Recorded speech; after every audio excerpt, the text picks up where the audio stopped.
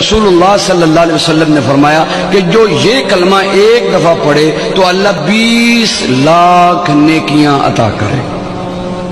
کتنی نیکیاں بھی؟ 20 لاکھ نیکیاں.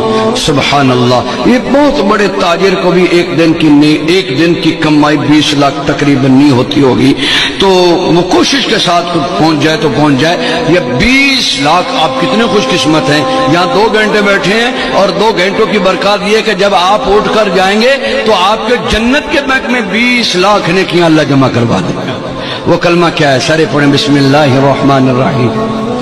لا الہ الا اللہ وحدہ لا شریک لہ احدا صمدا لم یلد ولم یولد ولم یکن لہ کفوا احد.